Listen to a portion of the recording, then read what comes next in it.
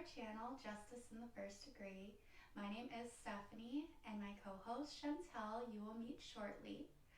We are discussing the case of Deorr Kunz Jr. today. He is a toddler. He was 2 years old when he went missing back in 2015 while on a camping trip with his family in the Salmon Chalice National Park in Idaho. Today we will also have a special guest who has been working on this case for a very long time and close with the family as well as the private investigator, Kali Pearson. I do want people to note that any opinions expressed are of our own, and most of the information discussed can be found online in public forums.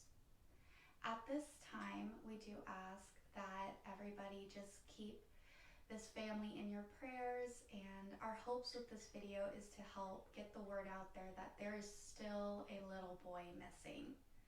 Linked below, if you would like to take a look at the end of the video, is a GoFundMe link that the funds go to private investigator Klein, who is back on the case. So far, there's also going to be a link for the Justice for Baby Deorr website that Kali Pearson is put a lot of time into, a lot of research, and it's a lot of information on there. So I do advise going to check it out. We will also show it briefly in the video. But thank you for watching, and if you can donate, please do. Let's bring baby Deorr home.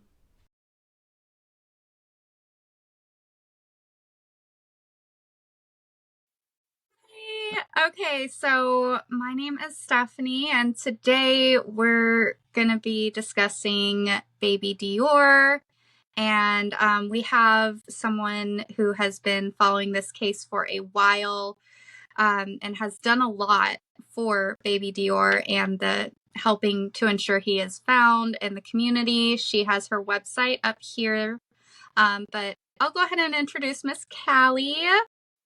Hi. I hope that was okay. I'm a little nervous. So don't worry about it. You get used to it after a while. I'm glad I'm not the only one. I'm usually the one that's nervous, and then when I rewatch myself, I'm like, oh, it wasn't that bad. But okay. I'm excited to tell us a little bit about everything you've done surrounding this case, about the website here for Deorr, all of it. How did you first get interested in the case? Like, where did you come from? Well, so Deorr came across my breaking news one afternoon, and I was just worried about him because, I have a 2-year-old at that time. I identified with the 2-year-old and how much she needed me, and how if she was out there, she would just be miserable and horrified. And I just didn't like that because, when you're a mom, it's almost like you're empathic to your child, what they're feeling and stuff. And so I was scared for the whole weekend. I kept looking at all the websites and anything I can find that would just tell me that he's found. And unfortunately, when the following Monday came around, because I was on Friday, July 10th, 2015, and that following Monday, his parents came down to do an interview with East Idaho News, and when it was only like 15, 18 minutes long, but there was something about the interview with the parents that just didn't sit right with me. I felt like there was lies in there. I felt like there was cover up, but I also felt like there was some truth slippage. The whole feeling of of that interview just didn't sit well with me, and I felt like at that point we were no longer looking for a missing child. I felt like at that point the parents might know more, and the more I just kind of paid attention to the case, as just an outsider, the more I saw that I was right. And it was like a couple of months after Deorr went missing, there was a baby that went missing from Stanton, California, according to a family member, wandered off into the hotel room or hotel, and this baby looks strikingly like Deorr, like so much that we had to send police down there ourselves. And I'm speaking for Idaho and stuff. And it was determined that it wasn't Deorr. And so that was just the end of that conversation. I was like, well, what was the results of that, And no one talked about it anymore. The dad was running around on Facebook saying, no one told me it was not my kid. No one proved it to me. I'm the father. I should be the one that's going down there. So I met people who actually raised that money for him to fly down to California, and he never went. Before you know it, it was just a dropped conversation. So I kind of poked in 2017 for the first time, actually just messaging, and I found somebody that was similar to my thoughts of the case, and also wondering about the California baby. We call him the California baby. And she's just, we kind of became really good friends. Yeah, that kiddo. And we became really great friends. And I actually tracked down to, it was possible it was him, right? And the reason is because there is actually someone who is friends with the family and friends with the hotel staff. So much that this hotel staff and this guy live in the same town at one point. This guy has a shop down there in Stanton, California, but lives in Idaho Falls and knows the family. So I hung on to that. I was, I would send it in and I would get no reply, or I would get, that's not him. No one, that child is not him. It's ruled out. And I just didn't believe it. So while I was doing that, I was doing, more investigating stuff on the side of what I can see and do in the case, whether it's profiling the family and their friends, whether I can ask questions and, and whenever I asked questions, I was very nice, and very polite and stuff like that with the family. And Vernal, I decided to write him one day, and I told him, I think it was Jessica's cousin, and he's like, no, it wasn't. Who do you think you are? And so I ended up getting in conversations with Vernal that lasted a couple of months, and we had phone conversations, and he ended up telling me about this lug nut story that placed Deorr in a driveway next to a car and his truck, and that he was working on this turbo. And this turbo was his car, not his truck, that he says that happened at camp, right? So I'm just really tuning in, going like, what the heck? And he's telling me how this baby scratched his car with a screwdriver, and that he wished he didn't repaint it because it would have been a memorable thing. He repainted it because he's not only a car mechanic, but he's a detailer and knows how to do all that stuff. So he's kind of bragging about his work. He sent the baby inside after a while, him sticking his arm in the tailpipe for Jessica to wipe down. And if you are familiar with the case at all, or not, Vernal was actually in a room doing an interview with Klein, and Klein asked him about, the truck in that morning, and Vernal started placing that whole lug nut story at camp. He was working on his turbo on his truck, and all this, and that baby Deorr went and put his hand in the tailpipe, and he wiped him up. And so I'm seeing two different stories here, and I can't walk away at this point, even more so. Like, what is going on? And now I have this information I'm holding on to. It was really frustrating because I had no way of proving that it was that conversation that I had. So I wrote up a sworn statement, as Klein suggested, and sent it to all the places needed, law enforcement, private investigators, and all that. And to this day, I kind of just, it kind of gets you wondering, did it happen at camp or did it happen in a driveway? And so I actually believe that Deorr was at camp, no longer in the driveway. And I think that he pulled that story from memory to explain to Klein why Deorr was around the truck that day. So it was kind of what that. And backtracking to Deorr and how he went missing, I feel bad about not like opening that with that. So Deorr, he's a 2-year little boy who went missing on a family camping trip with his parents, great-grandfather, and his grandfather's friend. Not too long after law enforcement called the parents suspects, and knowing what happened to him and where he is based on all their story changing and multi-failed polygraph tests. The parents think that grandpa was last in charge of him, and the grandpa thought the parents were last in charge of them. it comes out through their own words that Vernal actually never made it down to the creek with Jessica and Isaac, and that Vernal was actually the last person to see Deorr. I do wanna ask something. Mhm.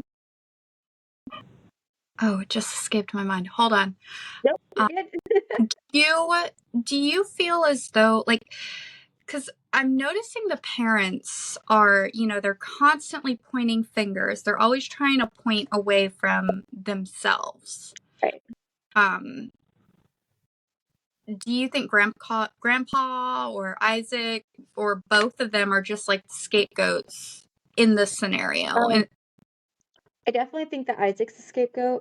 I don't necessarily, there's been a lot of time where you think of every scenario like, okay, was this planned? Was Isaac brought along on purpose to be a patsy, or was he already there and something happened and they used him as a patsy? Either way, I think they used him as a patsy. I think Grandpa they knew. travel? Oh, I'm sorry. No, Did no. they travel together to the campsite? Okay, so Grandpa traveled with Isaac and they led the way. And Vernal and Jessica and baby Deorr were in Vernal's truck behind him. There was a couple of stops that they had to do, not only to get snacks or whatever. Deorr was never seen on camera, but he was seen on camera on Thursday. So he was alive on Thursday. So he was not seen on any cameras, but they were having troubles with the camper. Supposedly they put all the heavy stuff in the back, and so it was swaying. And so, each time that they transferred the trailer to a different vehicle, that vehicle would overheat. So it was constantly, to get up there was kind of a struggle with their vehicles. But yeah, they drove together but separately. Okay, all right. Yeah. And Isaac, I don't think Isaac knew, because Isaac isn't the type of person, in my opinion, from watching his behavior through every interview or even his Facebook page and his friends and side stuff that I've seen. I just don't think that Isaac would go looking for Deorr if Deorr wasn't really missing. He would be lazy, he would sit at camp, and he would let the parents do their thing. That's my opinion.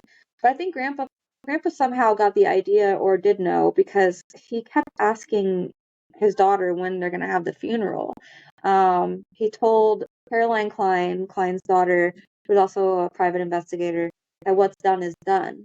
And, reference statements like that makes you think that something happened to Deorr. So was he asking this while they were searching?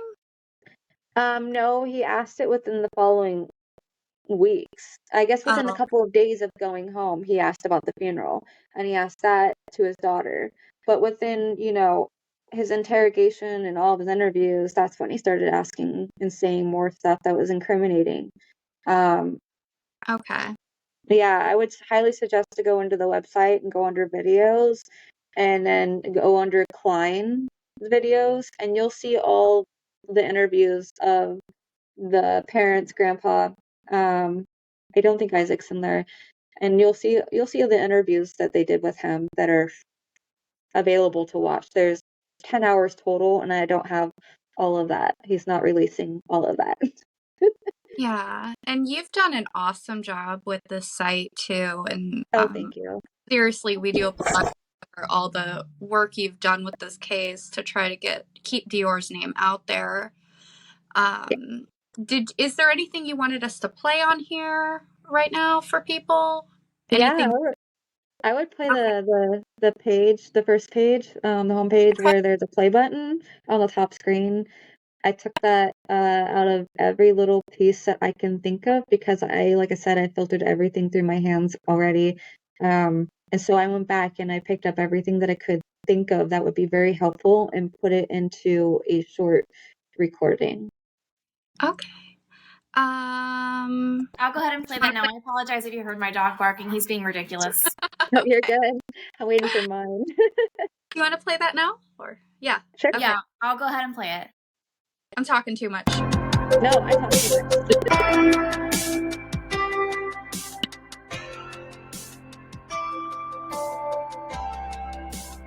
What's the address of your emergency? I'm actually camping in Redwood. Just outside of Redwood. My 2-year-old son, we can't find him.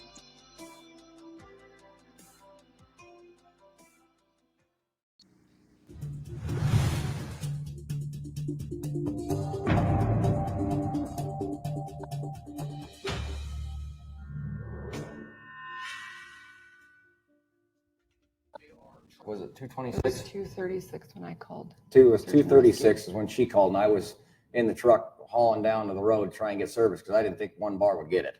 So she got very, very lucky. I was blessed that she was able to get service because I didn't want to try and risk getting halfway through my talking to 911 and have it cut off. So I went down to where I knew I can get a little service about a half mile down the road. We searched after about 20 minutes and in a dead panic, not knowing where he was in such a small area and not knowing, never being there, I knew I was in trouble. I called my dad, told my dad what the fuck was going on. I tried to call my dad, but he didn't answer. That was it. So now I'm in a real panic because my dad was always the one if I needed something or I needed to calm down, I called my dad, and he was the one to deal with that shit. He didn't. Just pausing for a second. Oh. Just to clarify, he's calling his dad before calling 911. Not sure if it's before or after. Okay. I would almost assume that it would be after because of the amount of time that it took him to get down there and then the timing of the call for 911. What is he saying, like, about... I don't like the way he's talking. I don't like his tone of voice, but what is he saying about his dad deals with that? Yeah, exactly. So basically, every time he has troubles or he has a situation that he doesn't know how to handle, he calls his dad. Yeah, that's how kind of what I got out of it. Like, Yeah. when you don't know if a symptom is bad when you're sick, you call your mom. Right. Yeah, I mean, but- and this goes for, like, if he was really missing his son, I don't blame him for calling his dad, right? Right. Why would you lie about it? Right. Yeah, because he didn't mention that he called his dad. No, So he said, I called my dad. And I told my dad what the heck was going on. I tried to call my dad. That was it. So, yeah. Oh, so did he tell his dad what happened, or did he not tell his dad what happened? Well, he denies the phone call to his dad. He denies talking to his dad. But in the next clip, Jessica's going to throw him under the bus. All right, well, let's see that happen. Didn't answer. Oh, Now boy. I'm really fucking panicked. But this time he goes out of the campground, right? Yes. Okay, to make a phone call. Now, This who is does Mark's he turn. call? He said he was going to call 911, Mm-hmm. and I know that he talked to his dad. Okay. Why did Vernal feel the need to hide the conversation with his dad? He starts out by saying that he talked to him, but quickly retracts that and says he tried instead. In an interview with Jessica and David Marshburn, Jessica reveals that after Vernal called 911, that he indeed did speak to his dad. Again, why would Vernal feel the need to hide the conversation with his dad? Did his dad know more about what happened to Deorr? We will never know, because since this case has happened, his dad has since passed and will never be questioned. Had he been questioned, it makes you wonder what would have been revealed. Maybe Deorr's case would have already been solved.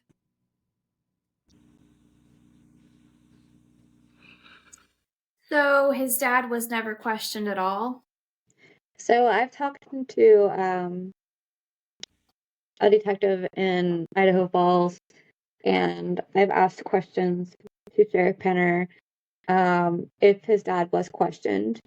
His dad, they don't believe his dad knew anything. His dad is actually ridden in one of the vehicles or had extreme conversations with one of them, and he just didn't get the feeling that he knew anything. But I don't think he was questioned about the phone call. Because, yeah, I don't think he was questioned about the phone call at all. I don't think, I mean, think about it. If his dad knew, it would make sense for Vernal to lie, to keep his dad out of the picture and not questioned. Right. That's how I think of it. I could be wrong, but that's how it looks to me, is that why would you lie about it? I mean, if Jessica knows that you talked to your dad, what's the hiding for, you know? Right. And talking to your dad is not weird. No, it's not. It's No. perfectly fine. So Yeah. what did you have a conversation about? That's the protecting thing, I think. Mm-hmm. Sure. So do you think his dad took some stuff to the grave with him then? Absolutely. Okay. Yeah, his dad was actually in a conversation with somebody that was in our social media groups, and they talked every night. So I don't think he revealed much, but that's because I don't think the right questions were being asked of him. Yeah, in my opinion, from that person that did talk to him, she thought that he knew a little bit more, but she doesn't know anything enough to report. And if she did, she reported it to law enforcement and not social media. Yeah. Mm-hmm. Okay. Whew. Forward with the little. I also want to take something back to the beginning of what I think it's so weird how in a lot of cases like this, you can always tell from like that initial interview of the parents if they know more than what they're saying. I do want to know, like, what are some of the main things that stuck out to you about their initial interview with East Idaho News? Okay, so the mom barely spoke. The Okay. mom looked like she felt threatened in a way of not being able to speak, like he was speaking over her all times. And when she did speak, there was times where she did speak, where I just think that he was like, here, let me do all the talking. You know, I think that's kind of how they went in there, let me do all the talking. And so whenever she did try to talk, she was kind of cut off short. And he was all over the place. I get that his son's missing, so that I keep that in my mind. You know, like there's a lot of scrambling going on. His son's missing. Like pretend his son is missing and that he doesn't know where it's going on. That makes sense. But the fact that he is saying, what was it like? You know, I knew I was in trouble. Something about dead. You know, all these little words that were coming out of his mouth. And he kept slipping the word Snake River, which really kind of confuses me and keeps me off guard a little bit. But there's also, it's a salmon river up there. So is he getting like salmon snake rivers? He's trying to spit that out and he's just not getting it out. I leave all of these open as, you know, like, is it just me that sees this or am I one of many? I am one of many. I just think that the way he held himself, the way he praised law enforcement, and all of the helicopters, and he was so much more into what the gadgets were that were looking for his son than his son. Not once did he even describe his son. This is what he looks like. This is what he's wearing. They didn't bring a picture. If you don't bring a picture, that's fine. Describe what he's wearing. Describe what he looked like. You know, it just seemed like that. It was like Deorr was not the topic. It was the fancy helicopters and their way of doing things. Their technology was so much more important. Praising law enforcement that is looking for your son but hasn't even found him yet. You know, you save that stuff. So Maybe thought by being interested in the technology and praising law enforcement, maybe he thought that would like take him off of their radar or something. Exactly. Yeah, kind of get on their side a little bit, you know.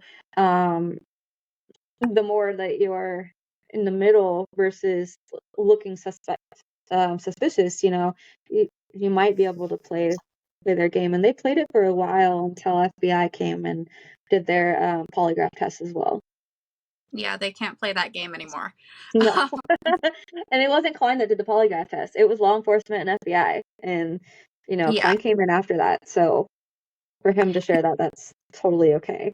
People are like, you know, how do you know they failed that many? Well, law enforcement. That's why. Yeah. And I know think it's interesting that you brought up that fact because I hadn't really considered that before, but now that you've said that, I can think of lots of other cases where they're not solved and the parents are just angry with the police. I mean, it may be misplaced anger, but they're angry because their loved one is still missing.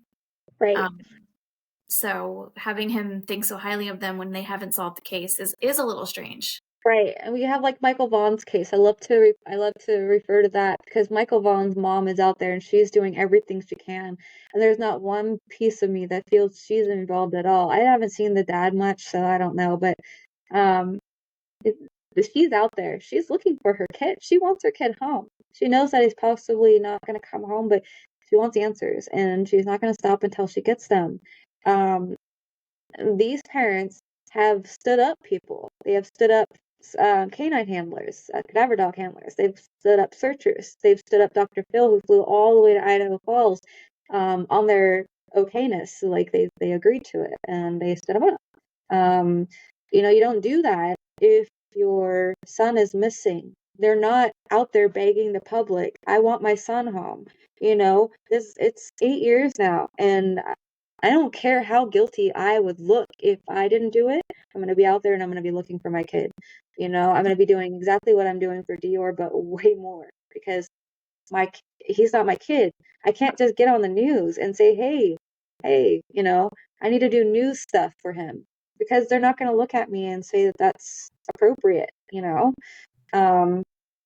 What's sad is they seem more like, on social media, they're trying to portray that I miss my child persona. Yeah.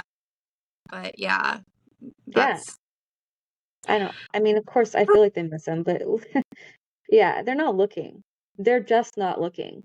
It's not a matter of hiring Klein back. If they don't like Klein, they don't like Klein. I don't blame them for their own whatever reasons, but do something.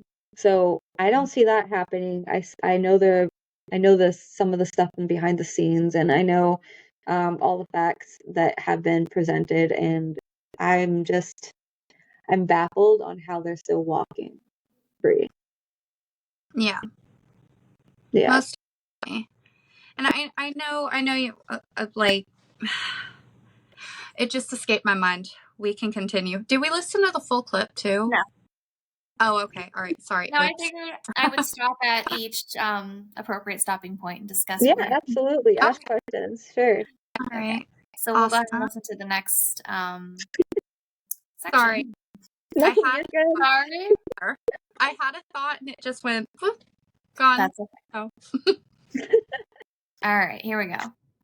As far as I know, I thought baby Deorr was still behind us, and I was showing Jessica. Like when I went to go show them the fishing hole, like I went down there and showed Jessica where the fishing hole is, and I assumed that Deorr and his dad were right behind me. What if there was an accident? What do you think? Do you think that's possible that an accident happened? Yeah, it could have been an accident. Could be possible. Do you know anything as far as Robert Walton, the grandfather? Have you heard how his health's doing? We heard it's not doing very well. That's what I've heard. I heard he's on oxygen. His grandson's missing. His great-grandson's missing. Mm-hmm. Did you and Isaac talk about the baby's disappearance? No. You didn't? No. What's done is done.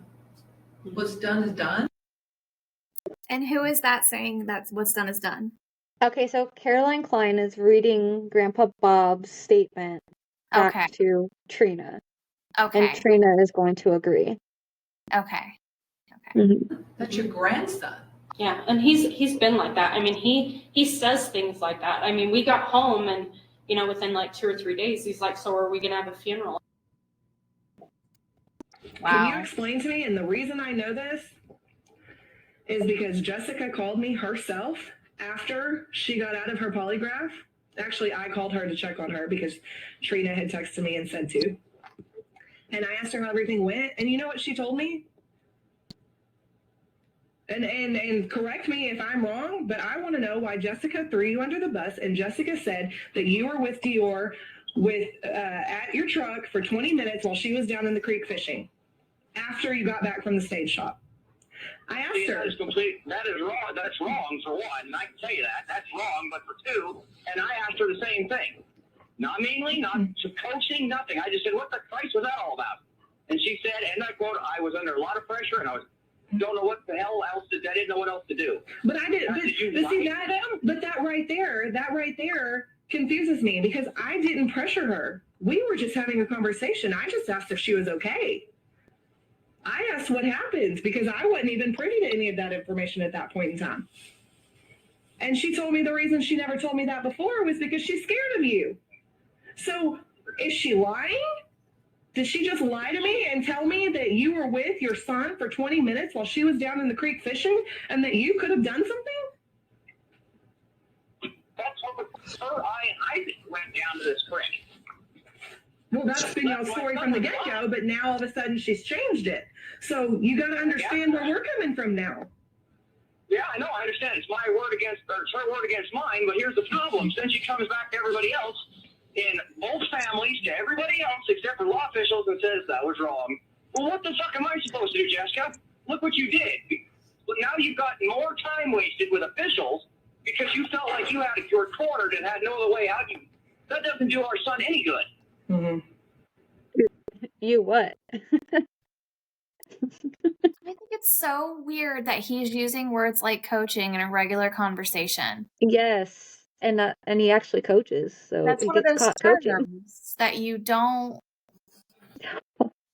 It use. seems like you put him in a corner, and then all of a sudden he just starts yelling and becoming defensive. Yeah, like a narcissist, like someone who can't do anything wrong, someone who didn't do anything wrong, someone's gotta, like totally backed up in the corner. Well, you'd think would happen, or what I would think would happen if I was him and somebody was, asking me about this, you'd think that he would then recite what actually happened, but he doesn't do that. He just says, well, that's wrong. That's wrong. I'm not coaching her. Right, and then her I and Isaac went down there, like that. It just doesn't sound truthful. Her, I, and Isaac.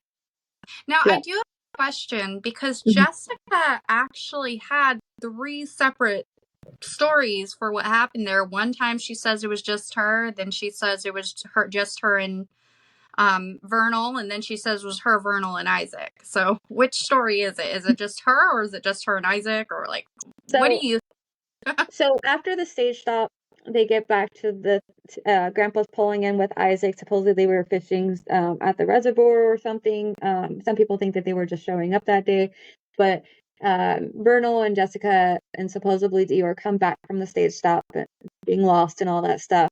And they sit down around the fire, and Grandpa's like, showing them the fish that they caught. And Vernal's like, no way, you didn't catch those fish. Show me where. And he's like, Isaac, go show them where the fishing holes are. And so it's confusing because I don't think that's where they even caught them in the first place. And so they're showing them a spot that I don't think where they caught them.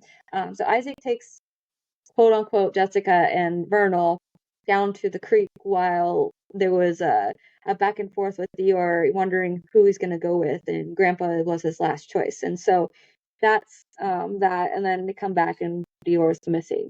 But I don't personally think Isaac stayed around. I think obviously Vernal stayed behind. He was going to head down there or whatever, but him and Deorr went back to the truck. And he was working on his truck. And then Jessica was left down there by herself fishing after Isaac showed her where it was. And he's like, here. And then he walked down the creek to do his own fishing. Okay. So have you been to the campground? No. I have been on a live feed. And I've seen a lot of pictures, but no, that's the one thing I have not been able to do. I'm kind of waiting for my turn to go to Idaho. Okay. So are you able to describe like the campground a little bit though? Like, was it like open? Could you see the creek from the camp area? Was it covered with trees, or what was the scene? Okay, so when you pull in, it's kind of like this, like a valley with like wall, like sides to it. So I mean, like Deorr can only go so far, widthways, and lengthways he can go a while because it's the campground, creek on both sides, like creeks on. I want to say it was both sides, but it's on one side that I know of. The creek's on one side, and it's about 10 feet of a drop maybe that you have to kind of climb down the bank. It can get deep, but not deep, and there's a lot of debris in the way. And there was a lot of debris in the way when he was missing. They were down there, and there was, patches of sticks and, just a lot of, looked like beaver dams everywhere. They were for sure he was not in that creek. Yeah. And then if you keep going, they said that they didn't know, or Vernal says he didn't know the reservoir was there. There's a road that goes to the reservoir and it starts to go up. I never knew it went up until I was on the live feed. I was like, oh wow, it's actually on the hill. So you go up and then you go a little bit further, and it's on the right hand side is where the reservoir is. It's just a collection of rainwater that goes into the creek, not the creek into the reservoir. And that's not very deep either. It was like 2-3 feet deep max. When you're in the helicopter, you could see the bottom all the way around. They did have divers in there as well, like a lot of divers, and not just at once. Like they kept sending them there just in case. And then it kind of just goes into, if you keep going, it just goes into the woods, and I think you lose the road at that point. So it's just kind of a really long, narrow area with sidewalls. Okay, and we have to, he's a 2-year-old little boy. According to them, in oversized boots, he would not be able to navigate that by himself very easily. Then oversized boots, and he's tripping a lot. That's the one thing his parents painted. They if they really wanted to get away with it, they should have never said anything about the boots and how wobbly he was in them. Well, I can imagine it. I remember my own kids, wearing boots, either my boots or someone else's boots that were too big, and their tiny little bodies, and they're just falling all over the place. So that was a very vivid picture that we can all imagine because we experienced it. But they're not going to make it very far. But I mean, even if he had made it into that reservoir, you're saying it was only a few feet. He theoretically could have walked through that. Yeah, maybe it would have probably gotten to his head, but he would have been found by now if he was actually in there. Not only by divers, but eventually he would have floated up, and it's just not. He's just not there. Yeah, and they've never found anything from him. No clothing. Nothing. That's so much to where the first sheriff wasn't even sure he even made it to camp. That's how little of Deorr was there. So what?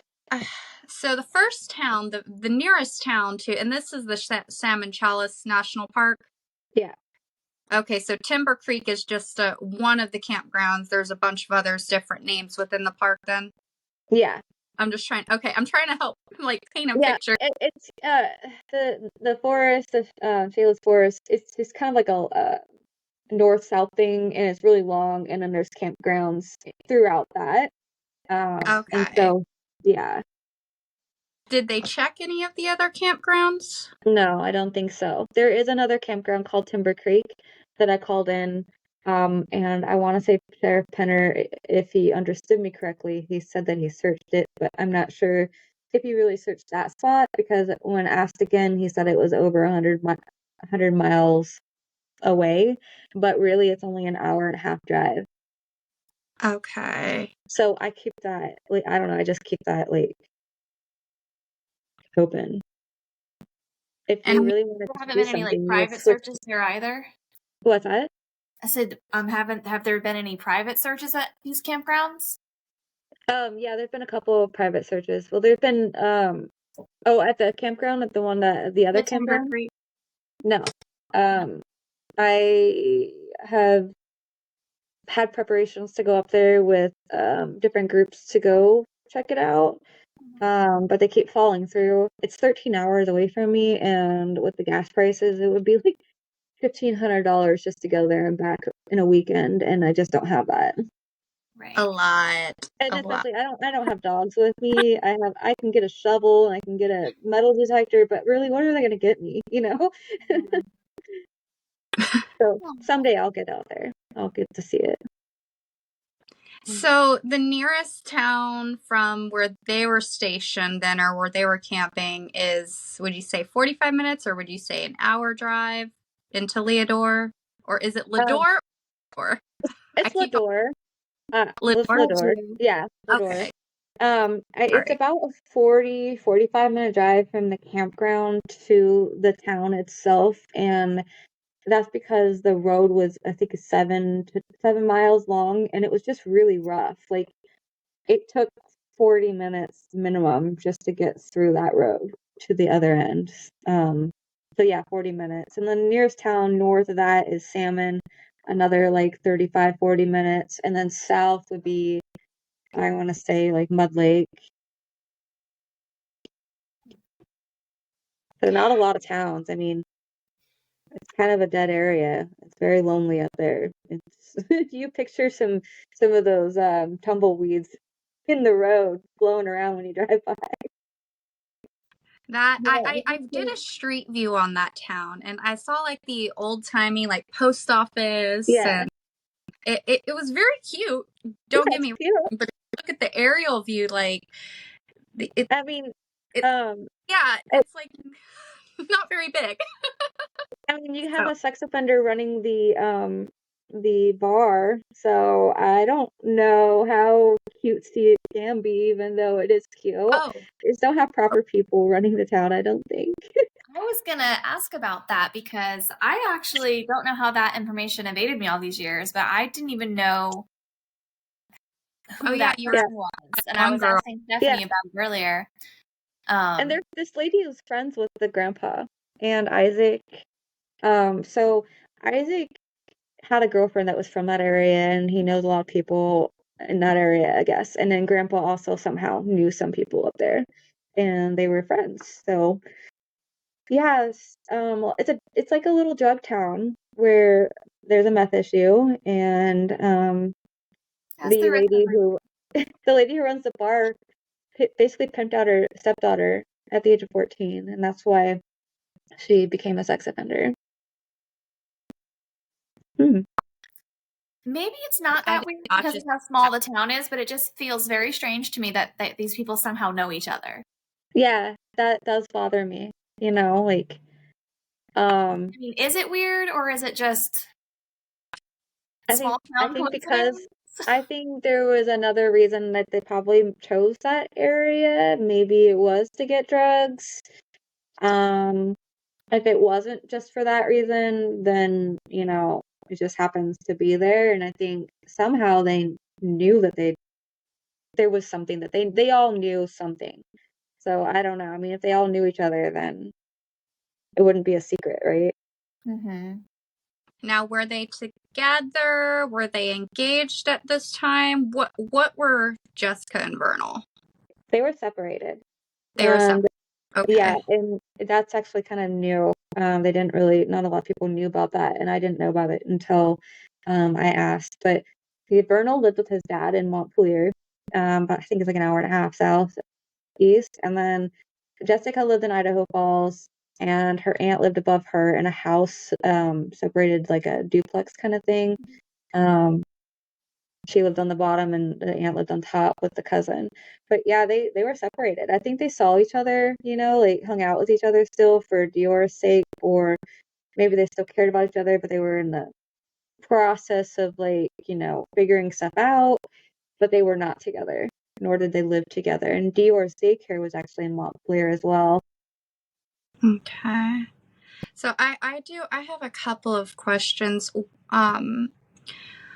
Because I know me and Shantel, of course, we have some theories, but what is your theory that, because I did see a video on on the Deorr Deorr Jr.'s Facebook page, voice page. What is your theory that happened that day, like step by step? Where do you think the police should start their investigation at from here, and what would you like to see the public do as well? All right, so I'm sorry. I know that's okay. I'm like trying to think of the very first question. Oh, it was all right. Just basically that day. Take us back to that day. Okay, so that day, I've had my thoughts all over the place, just like everybody else in this case. So I have actually come to terms with my final thoughts. I believe that this did happen at camp based on the cadaver dogs and everything found there, the diaper being thrown away. I mean, there's just stuff that's just there. I don't think he was there very long. or really ran around enough to leave his trails. I think that at some point when they were going down to the creek, the whole creek subject, I believe that when Vernal or when Jessica was busy fishing, when Isaac was busy fishing, and Grandpa most likely asleep in the camper, I believe that there was an accident between Vernal and his truck and Deorr. I think that somehow he backed his truck up and didn't realize Deorr was back there. And that's another reason why Vernal goes off on the whole lug nut story. He's placing his baby there, and that's the reason why we're going to find something there, is because, got to figure out why. If they're going to find something, I got to explain why my son was around that area. So I think that's what happened.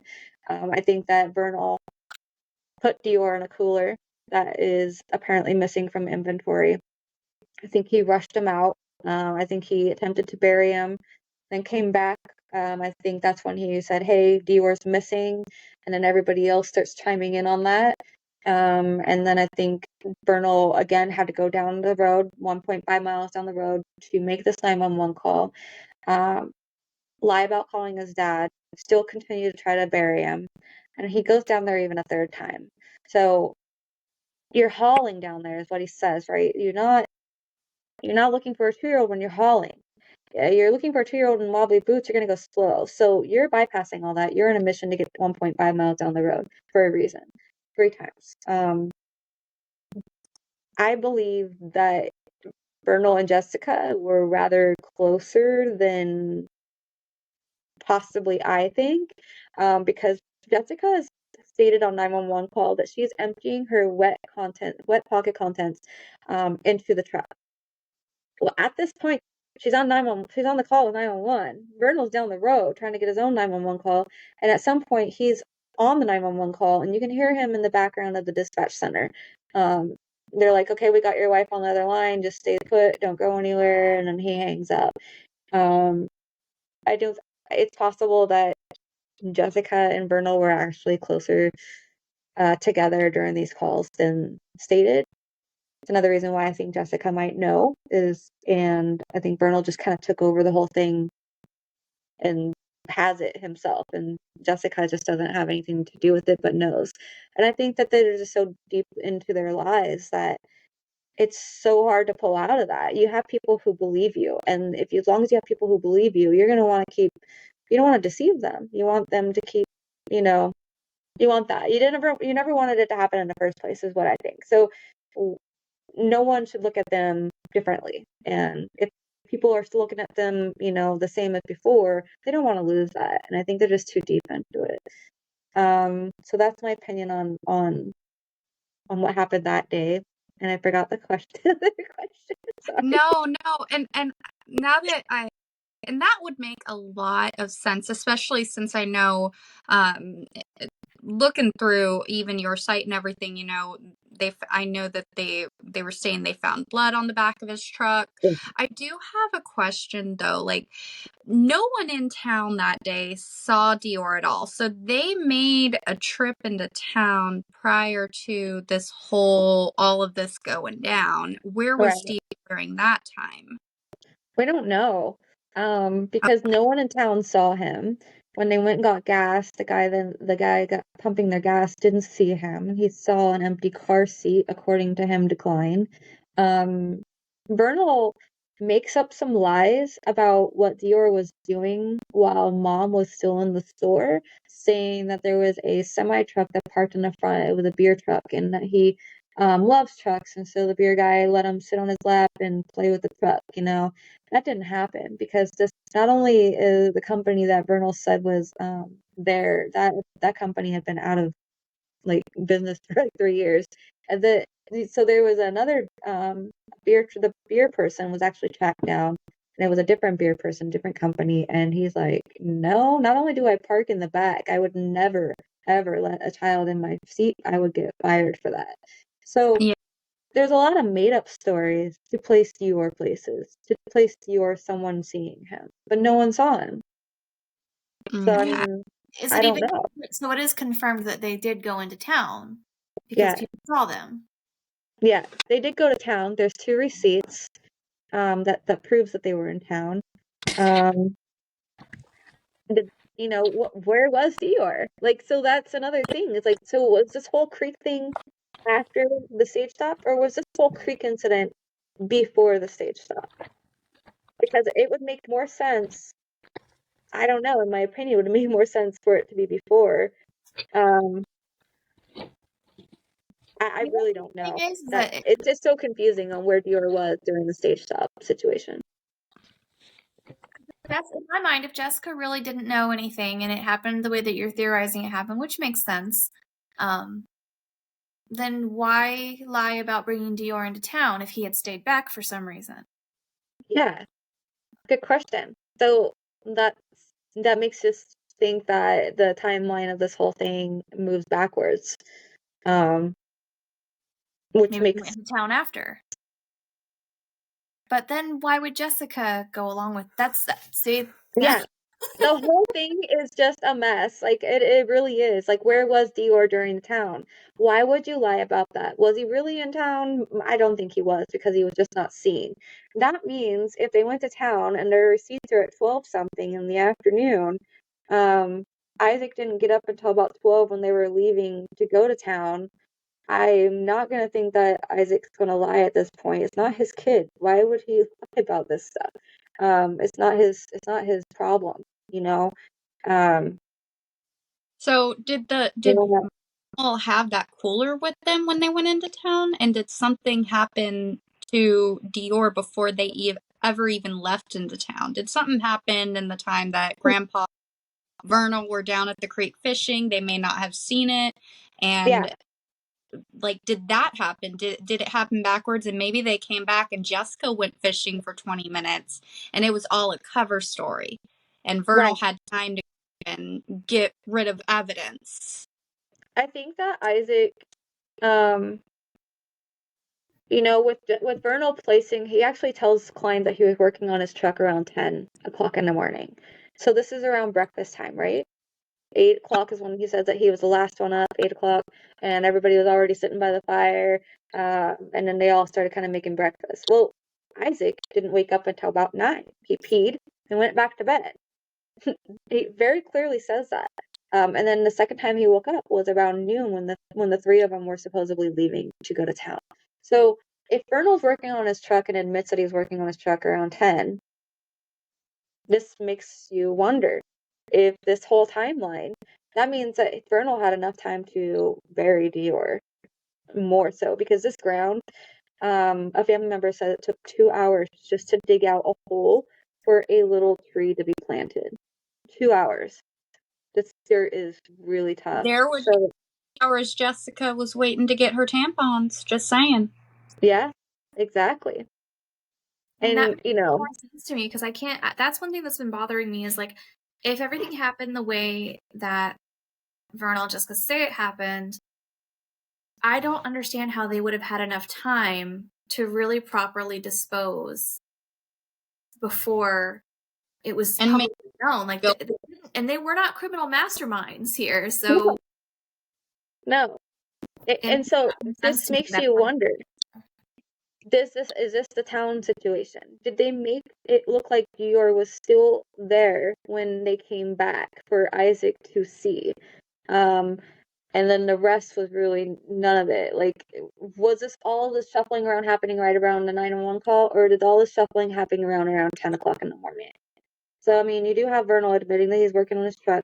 We believe this happened when he was working on his truck. And then you don't have anybody seeing Deorr during the time that they're in town. That means Deorr most likely might have been deceased at that point, you know? And also Klein kind of slipped something in his podcast that the guy pumping his gas not only saw a car seat, but saw a blue cooler in the back of the truck. Now, I don't know if that's something that Klein remembers or if he has proof of that. I don't know. But that's what I gathered from his podcast. Little things like that I'll catch and I'll be like, oh, I didn't know that, and I like this is great. So I get little pieces like that and some, but I don't know. Does this happen in the morning or did it happen after camp or after the stage stop? Good question. It had to have happened before they went into town, though. something happened before town because Deorr was never seen there. Well, not only that, think about it. What else could you use tampons for? Cleaning up blood? I don't know. Wounds? I mean, I guess it depends on what kind of wound. Or I don't know. I don't know if I believe the whole tampon thing. I feel like I don't know. I don't know either. I mean, a bloody got two different. People don't pay attention to their cycles, I guess. I'm guilty sometimes myself, but like, I don't know. Even if she did get tampons, it's not that big of a deal. But the fact that she calls her mom or writes her mom to tell her she's got to get tampons, and then after she gets tampons, she writes her mom to tell her that she got the tampons. Does that not seem like code to you? Else? It seems like a code to me. And we have to also think Trina, the mother, she didn't necessarily pass her lie detector test. She was actually given one based on her possible knowledge of her daughter telling her and confiding into her. And so at some point, she was given a polygraph test to see if she had, at some point was given that information. And I say it's a no pass. I don't want to step on law enforcement's toes, but it was inconclusive. Yeah. So it's basically not a pass. So it's possible we think that the mother might know more. So that would make sense for those text messages. It's like, hey, the deed is this happened. I don't know. Like, I don't know what who messages their parents. I got tampons. I need tampons. Like, I might, but that's just because me are really close. I will say that. But your mom wasn't even with you. Like, maybe if my mom was like on the camping trip with me and knew that I needed to go to the store, I'd be like, oh, I got them, yay! But like, I don't know. Yeah, the conversation wasn't anything else but that. Like I don't know. It's weird. It is. In that context, it is weird. It has been a high topic subject of Deorr's thing. Whenever I do live, people just get a kick out of that. Out of the tampons? Out of the tampon story. It's the one thing that people like. I just don't get it. And it's like, I get that she could probably have forgotten. She said she didn't have any on her. Heck, Yeah. I'm kind of like that. And I'll be like, oh crap, and I gotta run and go get some. So for many wouldn't women, you like to think that if you were going to a remote forest, you would prepare, and it was around that time, that you might bring something just in case? Just for a weekend, yeah, I guess. But let's just say I don't know, maybe not. Yeah, I give her the benefit of the doubt to like totally forget and just think that she was gonna start the following week or whatever. But I think it's really the code conversation for me on that. Like, I don't understand the topic of that subject. Yeah, I think it's a code, personally. It's odd. It sounds like when you look back at it. Wow. And maybe if there's more text messages to counteract that, then it won't seem so odd. But I haven't seen those, and I'm sure there is some.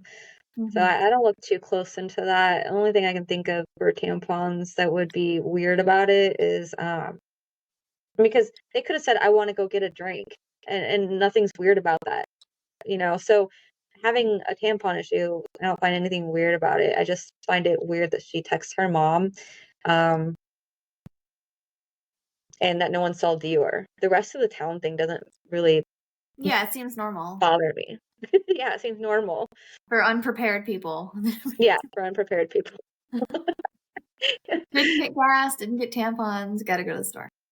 That's right. Since the story, since I've had all these lives, I'm like, yeah, I think I'm just gonna be more prepared. So I'm actually prepared nowadays. You think they knew going into this, since obviously they're separated? It's a little weird they chose to do a camping trip last minute. Like, do you think they knew that this was going to happen, this trip? Do you think this was a planned thing for them? The planned camping trip or the planned accident? Planned for Deorr missing. Was that planned, do you think? I mean, as much as I would like to believe, and at this point, I believe that it was an accident. I do feel like the parents do grieve. I have seen them grieve, like, you know, like, I don't know. I mean, if you can pick up on someone being a liar, you can pick up on someone's true sadness. And I feel like they really do suffer with the loss of him. And therefore, I don't think it was on purpose. But if it was on purpose, they picked a great spot and they picked a good patsy for it. But Yeah. I want to say it was an accident.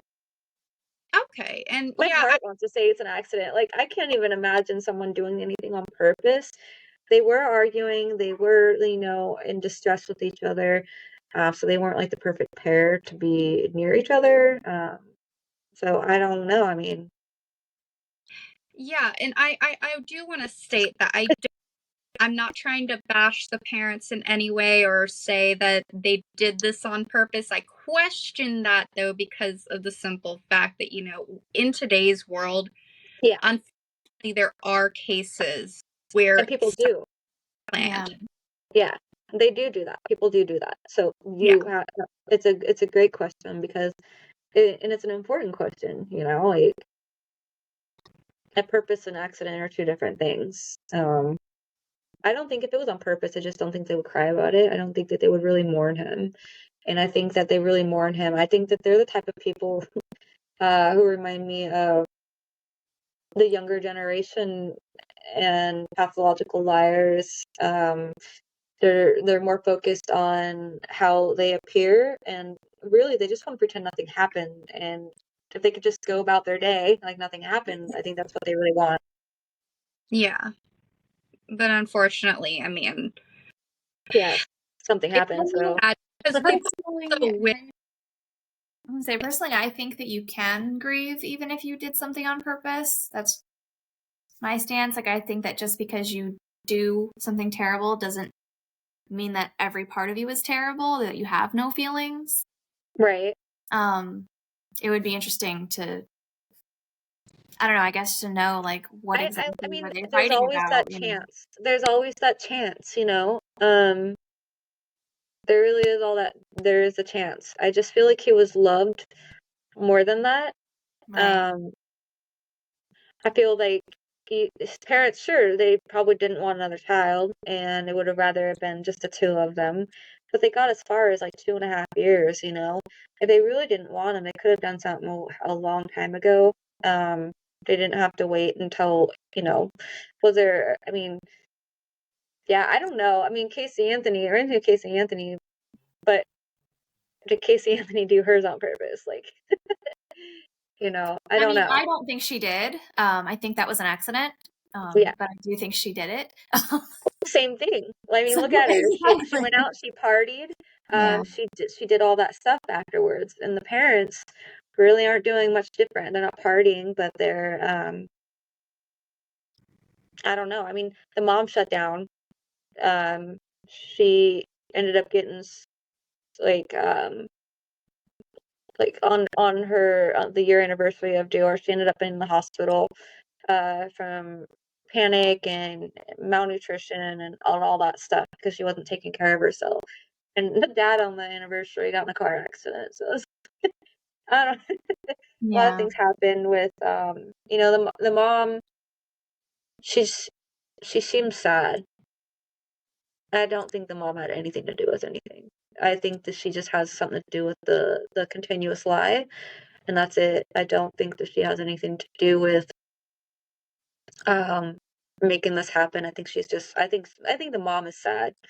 I think the mom grieves, and I feel bad for her. Although I've talked to people who worked with her, know her personally, and they all think that she's just a bad mom, someone who's all about herself, someone who doesn't grieve on Deorr's disappearance, and so you get conflicted information from people who actually know her versus someone like myself and us who just see her from an outside view.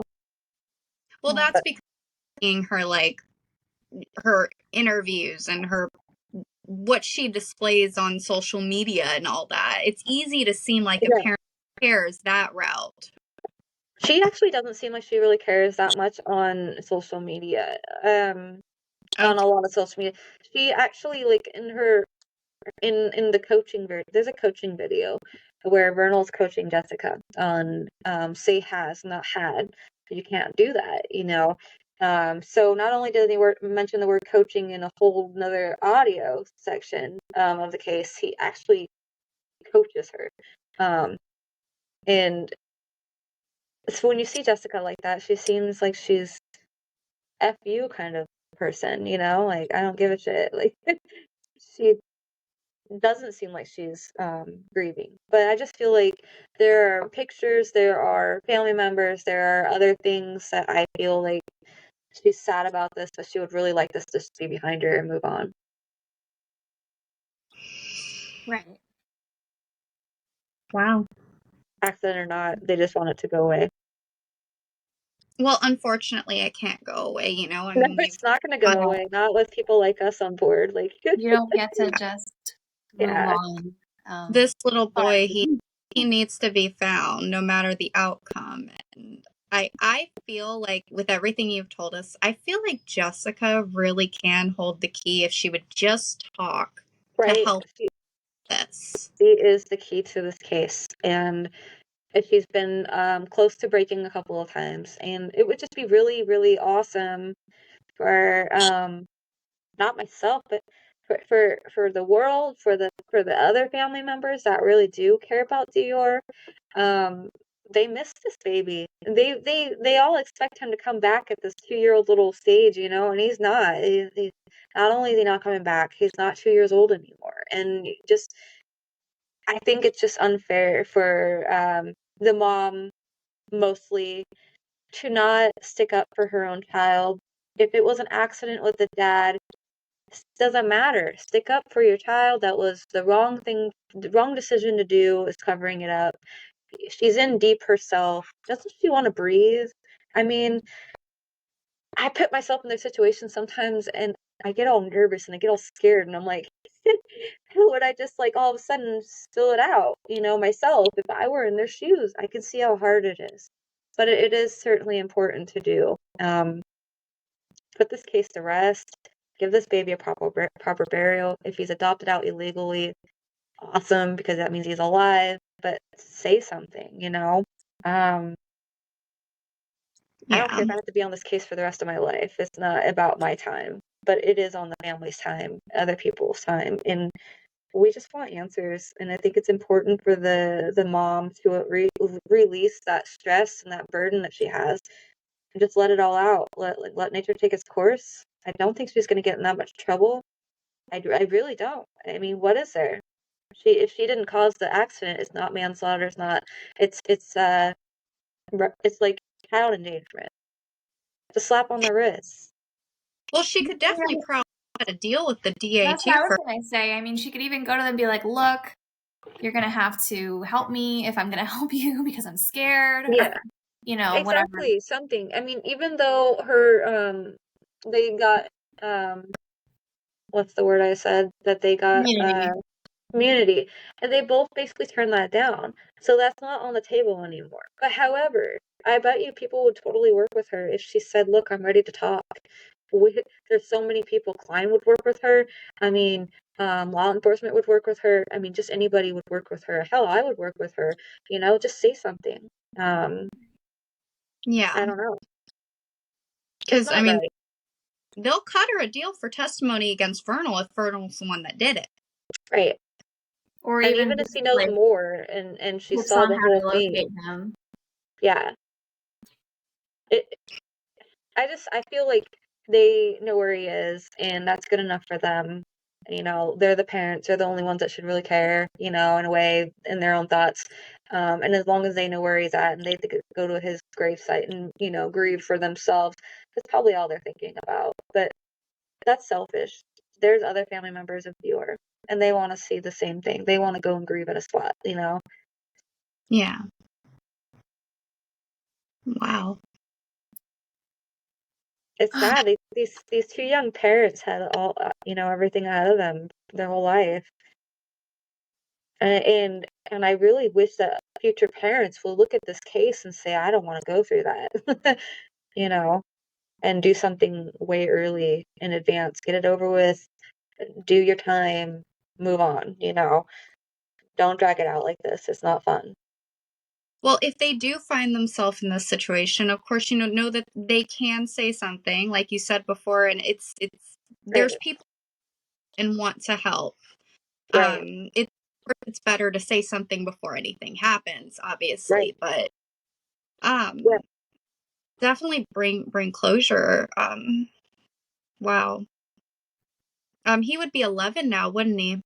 Yes, December 30th. Oh, his eyes are pretty. They're beautiful. He's just a beautiful child. That's what kind of struck me too when I first heard about it. Obviously, I care whenever I hear any children go missing, but when I saw his face, I was like, oh my God, he's so cute. Like anybody would rather have been his parents, like yeah. He's adorable. I've never took on a case like this. I mean, I've worked on them. I've reunited people. I've done this and that. I've locked up puppy mills. I've locked up pedophiles. But this case is just so special to me. I can't even tell you how connected I am to it. It's like when you spend, and I mean, the family's probably looking at me like, well, you never had to get involved, No, I didn't, but I did. And because I did, and the more and more I got involved, the deeper I got. And, a person who knows so much, I don't think it's right for them to walk away, because they can still be helpful. Like, I just don't want to walk away from this case. There's times where I'm like, oh my gosh, the computer's driving me crazy. I don't want to be on it anymore, but right.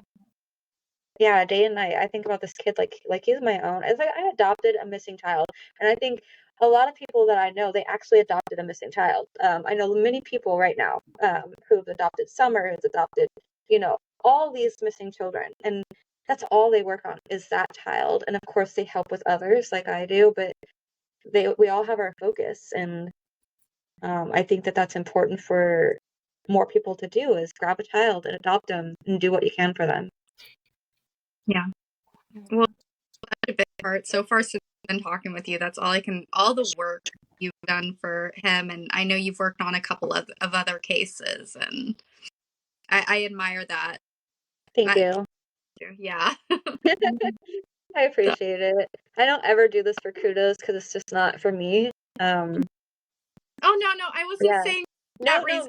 No. I mean, but I know I appreciate it, and I guess sometimes it's important to get kudos, but it's hard for me to like ever accept it. I'm always like, oh, it's okay, thank you.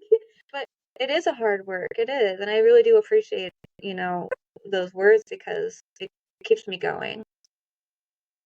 Yeah, well, you're welcome. So, I mean, I a lot more. I mean, it's not just talking about it, getting it out there in a public, but you have a GoFundMe set up that goes straight to the PI, and you have Venmo as well that helps, and you also you've done a couple fundraisers and shirts and stuff, stickers. Yeah. Do you want to explain a little bit of that? Maybe. Yeah. Going to the website, ways to help. We have a GoFundMe set up for Deorr, and the beneficiary is Klein and his daughter. I am the one running it. So if you donate there, don't feel like it's not going to go towards Deorr. It's all for Deorr, and it's for Deorr's search. Klein is back on the case, and it will help keep his boots on the ground. We've raised half of it, a little over half of it. It took us all last year to do that. I would love to see the amount go higher, because as much as some people think that Klein should do this for free because he left the case, he didn't really leave the case. He got forced out. And then once everything was just dropped 100%, he's like, wait, I can come back in, and I can't tell you how many people want him back in. Of course, there's some that don't. But those that do, we need your help to raise the rest of the funds for Klein and his team's travel costs. I mean, this is like up to I don't even know how many, I'm just going to say 5 people and Klein, along with cadaver dogs and their handlers, food, gas, travel, flights, rental cars, tools that you need to do. You know, there's so much stuff that's involved in these little searches that not only do you need that stuff, and it takes time. There's like paper trails that you have to go through other companies to get to where you want to go, and they have to approve that you're going to search in that spot. And if they approve it, they might have to have other things that they have to go through loops to get you to be able to do that. And so we found ourselves doing that last year, going working through other agencies to finish their job to move forward. But there's a lot of searches planned, and I'm really excited.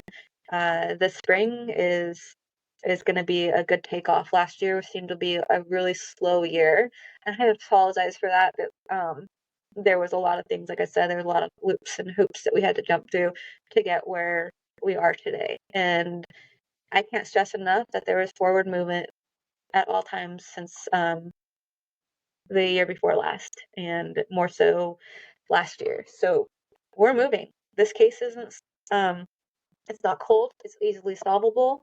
We have all the right people back on the team, and I'm hoping that this case will be solved within the next year or two. Most definitely. Wow. And we do want to link all of that below as well.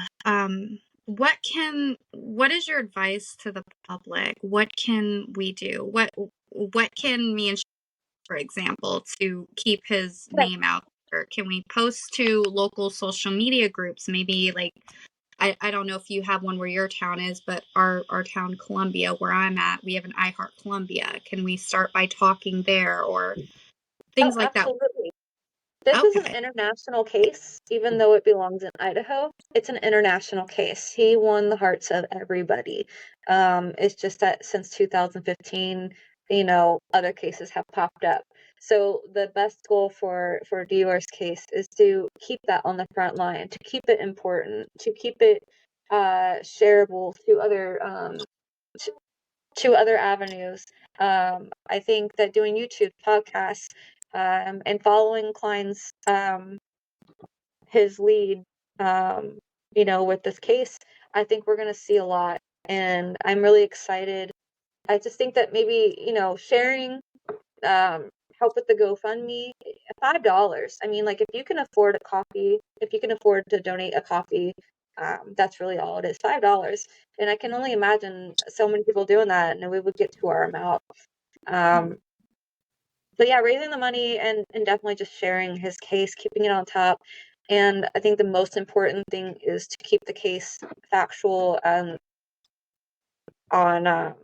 Vernal being the last person to seeing Deorr, and keep that confusion, you know, clear, because Grandpa is not the last person. That changes everything. It changes where people are like, oh, well, what if a bear got him? What if he was kidnapped? Well, what happens if his dad was the last person? Then what would you think? Would you still think it was possible he was kidnapped or a bear got him? Most likely not. Well, there would definitely be proof, and like, I think you would know if it was a wild animal. I don't think nothing, no traces of blood anywhere else but the tailgate of his truck, right? No, they're all ruled out as well. All the animals are ruled out. Their dens were searched. Hold on a second. And their dens were searched, and Eagle's nest. Okay. Wow. Yeah, they're all searched, all cleared. Blood anywhere else but on the tailgate of that truck. Yeah. Correct. And Okay. the wheel All well. right. And the wheel well. Wheel well. Okay. Basically where the tailpipe and stuff is. So that Well, gives you another reason why Vernal had to come up with a story. Yeah. Well, that too, I noticed in one of Jessica's interviews, she says, I think it's so weird. She says it was an animal, it was a different kind of animal. Yes, I did see that. What the heck does that mean? I don't know what that means. Yeah, that speaks for itself almost. I saw something earlier today that said it was Bigfoot, so. Well, you have Grandpa also saying to Klein that all four of them are going to give him different stories. Yeah, he did say that, which I thought that was Mhm. odd too. Why would you even say that? A lot of odd things, a lot of odd words. You wouldn't see these words with, like, back to Michael Vaughn. You just wouldn't see his mom do this. It wouldn't talk like that. Wouldn't, she's hopeful. She's sad. She's fighting. She's like, you see that fight, and I don't see anything. She still says that she believes that Deorr is out there somewhere, and that she just hopes that he's happy and safe with someone. And it's like, I'm sorry, but if I thought my son was out there, that's not what of course I would hope for that, but at the same time, it would be out there and be like going to get him. You know what I mean? She's just Yeah. sitting on her couch, twiddling her thumbs, hoping that someone's taking good care of him. Like, these don't make sense if your child's missing. You wouldn't be that comfortable and that relaxed, and that was it. Like, okay, well, I hope he's happy. I hope he's comfortable. Like, Yeah. I don't know. Sounds delusional. It's very weird all the way around. I mean, I still think there's going to be some things that just throw us for a loop from here. Yeah. I would think at some point somebody's going to talk. I mean, well, there is somebody that's posting some things on the YouTube, replying to me and the YouTuber that was on there, and gave out some pretty good information that makes us seem that this person knows more. And I did turn it in as a tip, and it's being looked into. But this person knows exactly what Vernal. And this person was like an Vernal anonymous was person. working on in his truck. Says that he was working on his linkage. I don't even know what a linkage. I think it was a linkage. I don't even know what that is. I had to look it up. But this person is detailing what part Vernal was working on, what happened, what he thought. He says, this person says that when Vernal had Deorr, Vernal thought that Deorr went up to his grandpa, and then he backed his truck up to check his linkage, and that's when he accidentally crushed Deorr. And this is all public. Like, if you go back on the main website, the Voices page, scroll down, and you'll just keep scrolling. You'll see a bunch of screenshots, and it's in there. It's interesting. It's like this person's talking about how Vernal took. Not only was he drinking, but he popped a couple of Vicodins in. He's a truck driver. Vernal was at that time, and in order to continue to be a truck driver, you cannot fail your UA or have any accidents. And so this could also have played a role on why Vernal decided to do what he did. Which It's so much. It's so much to take in. Oh, wow. That's interesting. So the person who was making these comments is, I'm guessing, like anonymous person. Yeah. And their YouTube page that they've had it since 2013. So, and in this person's background, they got Elvis and older music, and totally into like, fixing computer parts and trinkets and stuff. It reminds me of an older guy.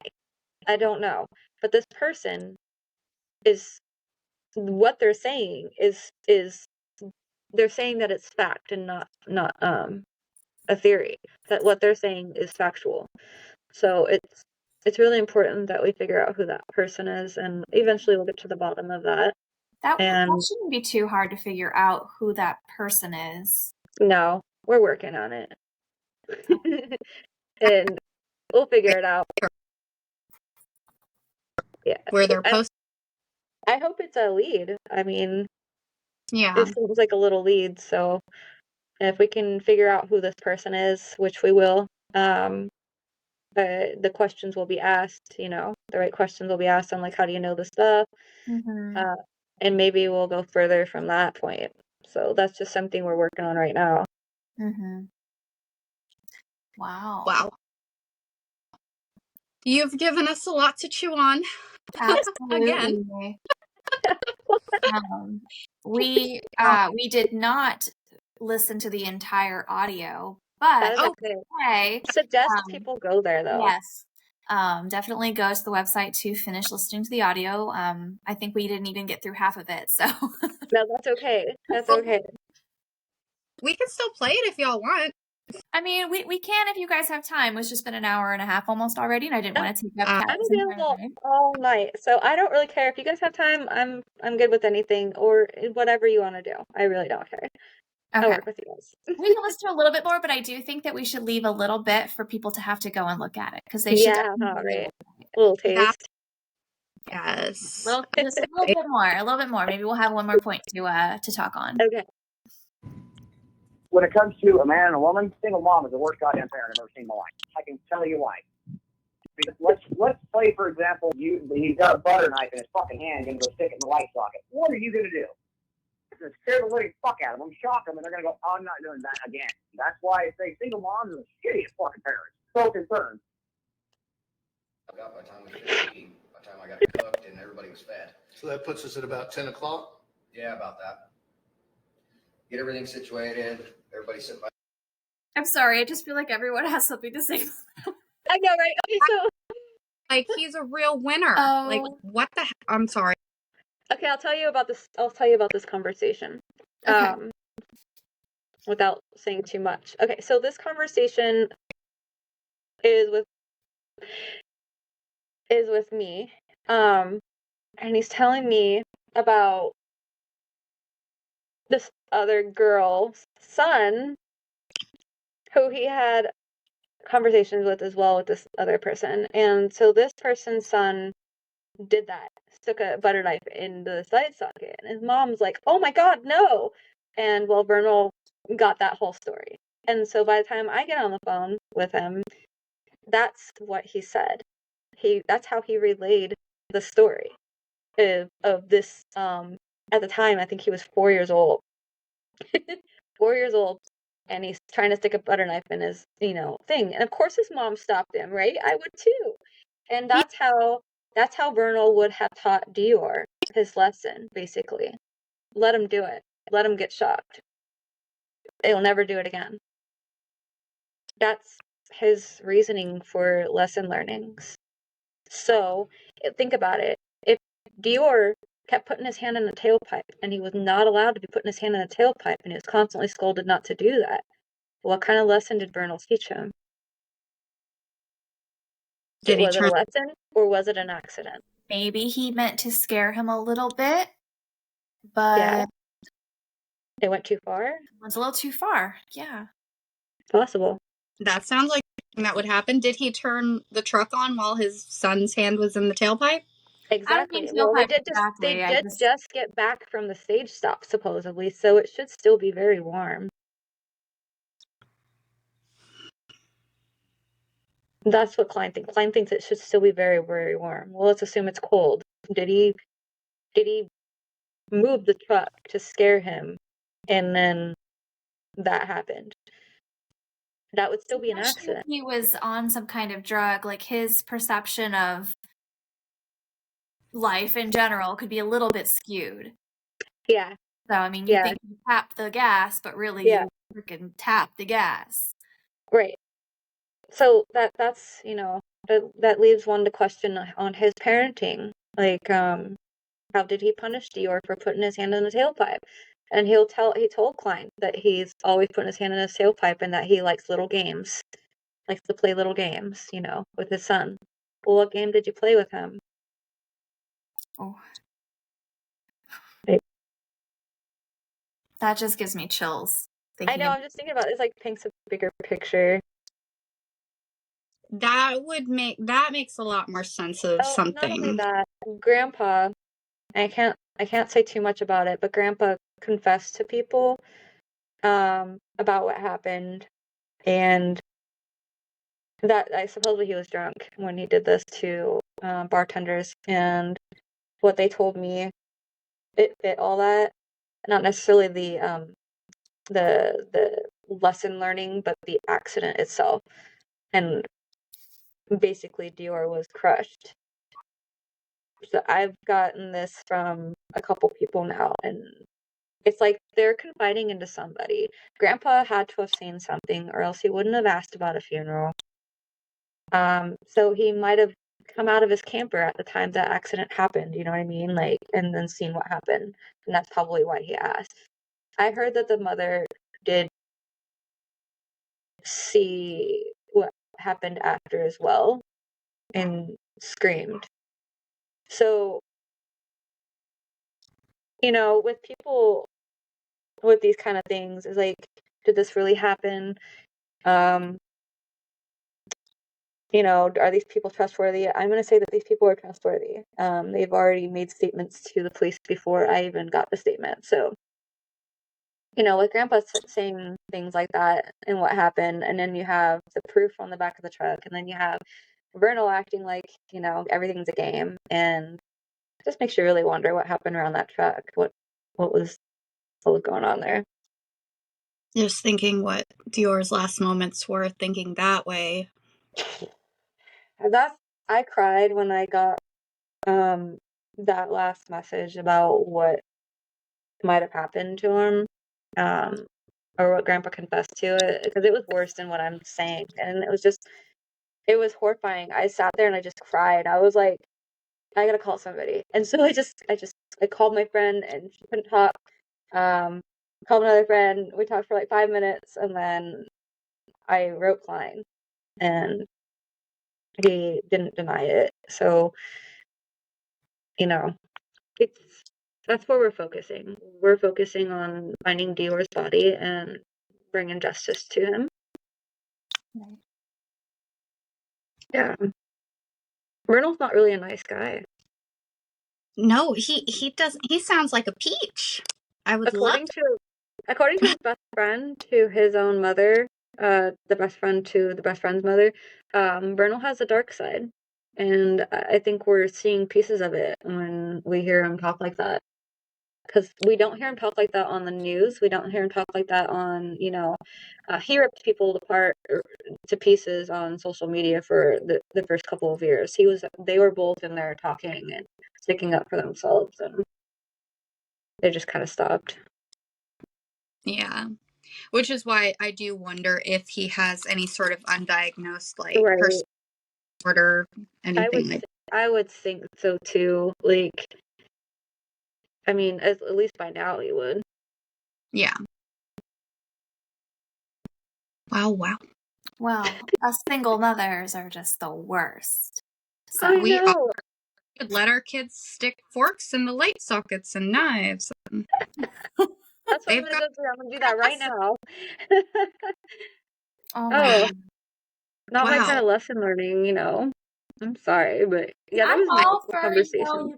you gotta learn by doing sometimes, but not when you're 2 and not with a electric outlet. No, I mean there are times for little learning games that are for non-serious things, but yeah, I don't know why he would say that stuff about her. I mean, first of all, he liked that girl in the first place. It wasn't me that he liked her.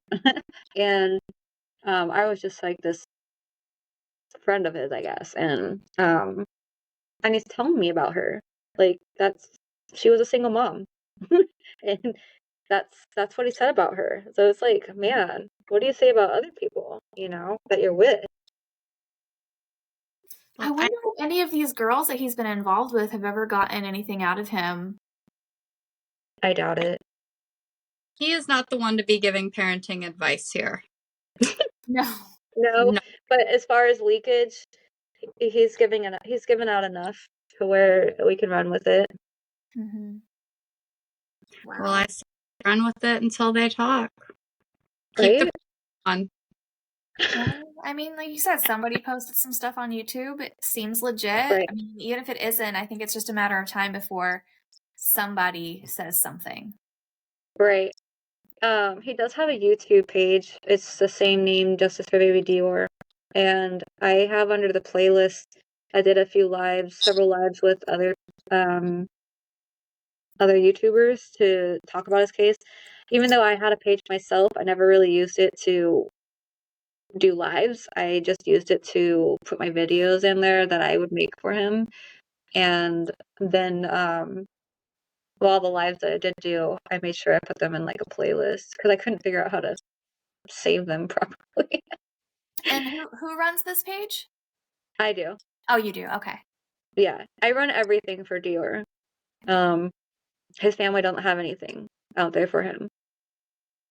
And the same thing for TikTok. I mean, I use the same name for everything.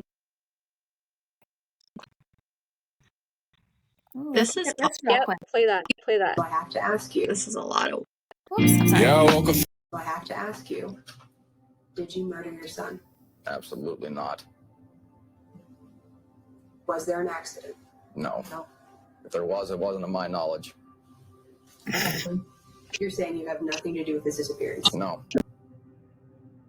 Have your 61 years. Has, don't say had. Yeah, let's pause. Can't Yeah, do that. she looks like, what are you talking about? Say had. SD card. Can I have your 61 years? Has, don't say had. Yeah, let's pause. Can't do that. Oh my So, goodness. that interview right there was broken up in 2 pieces. So okay. So I don't like how quick he is to. I know. I don't not like that. Not to my knowledge. Like, dude, you're better off just shutting up, like not saying anything. You know. I mean, there's times where I look at him like I could do a better job than what you're doing this live. Like, well, and her face is like annoyed. Yeah. See, that's not a grieving look so those looks I don't find very grieving. I find her grieving in the very first interview, but also to a point she looks guilty. She looks guilty grieving. So in this one, Chelsea, that's her name, Chelsea Brensel's interviewing them. During the part, right before the part that he's coaching her, the cameras had to get switched out, and they left one of the cameras rolling, and that's what they caught. I mean, it didn't look to me like she was not necessarily grieving. It looked like she was really freaking annoyed with Vernal. Yeah, very. Specifically. Yeah, like he's just a control freak. Like, can you stop? Well, also, it's not like he lets her even finish the question before he's like, no, absolutely not. It's barely get the question out, and he's just saying no, just deny. And this is a news station that he's on. You know, I mean, you don't. Maybe that's why they stopped going on lives. To be honest with you, because they suck at it. They're not good at covering anything. I mean, little things slip out. They're just Vernal talks way too much. So if you go into playlist and you go down and it says Justice for Baby Deorr featured on other channels. Right. That will be me on all those channels with other people's. Oh, cool. So you've done quite a bit. Yeah, I had a couple of groups that I worked with, and we became good friends, and so we would just get on there and do some updates and stuff. And then I have a Delphi on there. I don't know if it's on there, but I did one on Delphi as well. Delphi. I need to be binge watching. This is a lot, but yeah. No, and I definitely am curious about the Delphi one. Oh, I know I got Klein and Frank in there too. So I interviewed Frank on live, and I got Klein on there in live. So if you wanted to see I those, definitely want to check out all of these videos. Yeah. Oh my gosh. Yeah, I haven't even had a chance to look into the Delphi stuff in a while, just because I've been into this. It's a lot. It's a lot to go through.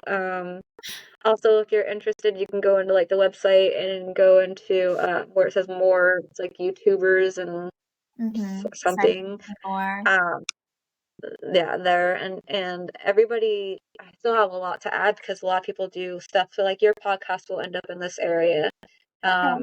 So there will be a link, and they'll be able to go there and click on it. So I have a lot of people who've done podcasts or videos or a forum of some sort, I put them in there. Wow. There's still several missing because I could tell you there's so many more people who've covered his case, but I just got to go through there and figure out which ones are missing.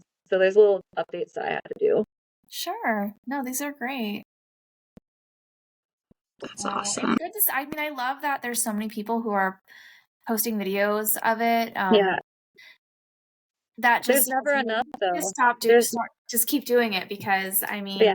like you said, it's a cup of coffee, $5 at Starbucks. I mean, if you can Right. afford a coffee, then for a little Or bit, if you like that's finding this baby.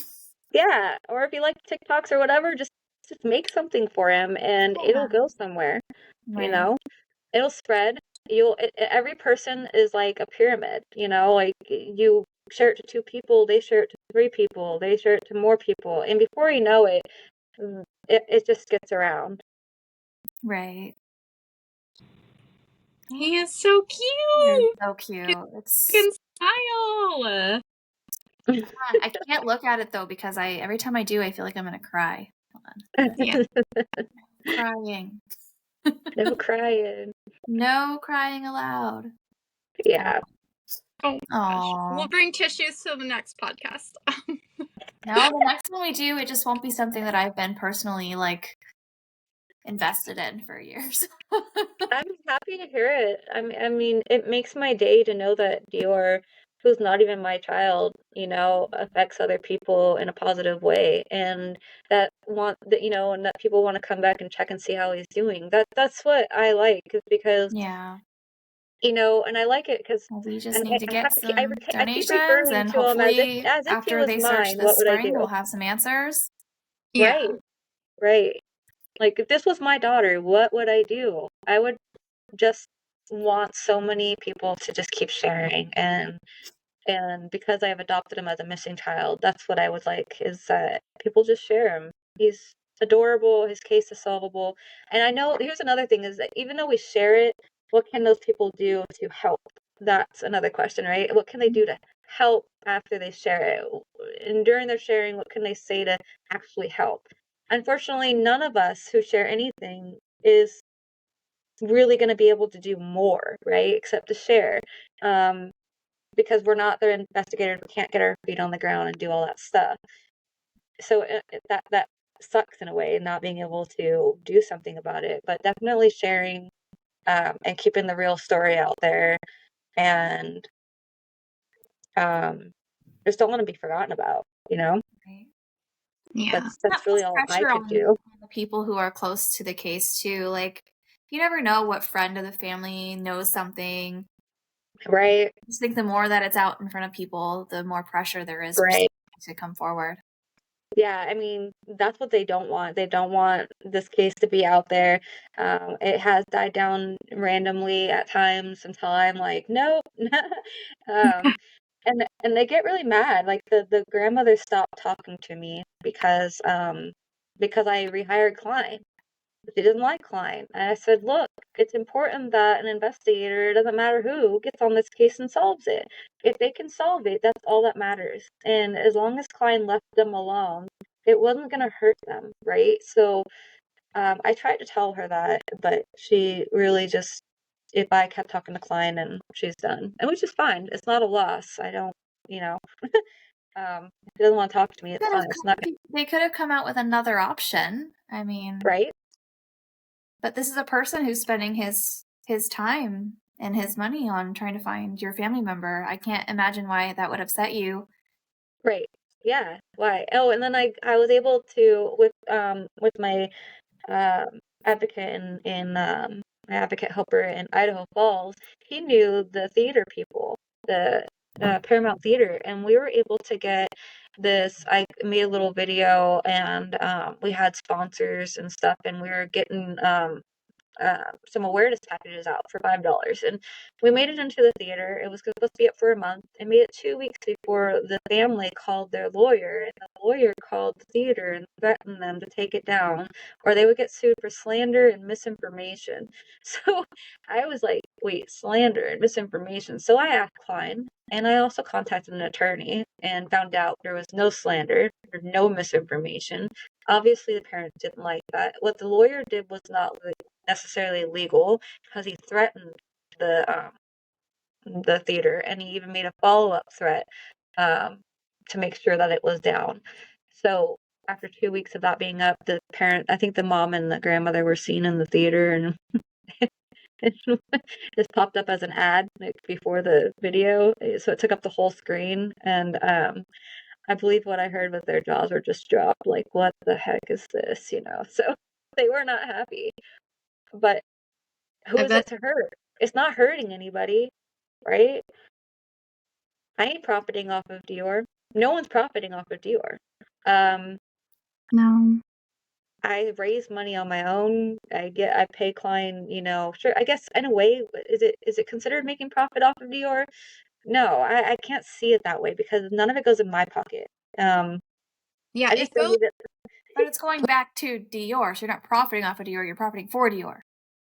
Yeah. Like I pay $38 a month for the website. I spent $600 on advertisement stuff. None of it gets back to me. I care more that it goes, that whatever I do to help raise funds or whatever, that it shows that I raised it. So therefore I keep logs on everything that I do. And receipts and everything. And when I write checks, I take pictures, and I just have everything logged to where I'm not worried about how I look with raising money. I know where it goes and what it's for, and it's for this baby. Yeah. Wow. Be worth it in the end. Everything when the truth comes out and baby Deorr's found, everything you've done and everyone who ever pushes this case and keeps his name out there, it's going to be worth it. It is. It is. And I have high hopes that this case will be solved someday, and I just hope that it's sooner than later. I've also come to realize over the last couple of years, the more years it comes, the more frustrating it gets because you're like, I want it solved, it's gonna, it's gonna die, and you worry about the case getting cold, and that sucks. That's a sucky feeling, but I personally no longer have that feeling. I now realize that cases like this do take time, and it can take years. It doesn't really matter how long it takes. It's just a matter of solving it. And as long as we're in a forward motion, I can't argue with how much time goes by. Right. Yeah. Well, I know I don't have much to give, but I will be giving for this cause. Does anything go towards you to help with the website?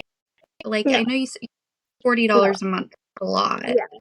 No, it's totally fine. I don't even, it doesn't bother me at all. Like, it's not a hole in my pocket. It's worth it. It's so worth it to me. Like, I mean, I don't know. I mean, no one else was putting all this stuff into a one place, and I went to a crime con in 2000, I think it was 2019, with a couple of Deorr followers, and we were there for like 3 days, and we've never met in person, but we all met. We loved each other. It was great. It was a great time. And what we did learn, we were there to help on other missing persons cases and a murder case out of Washington.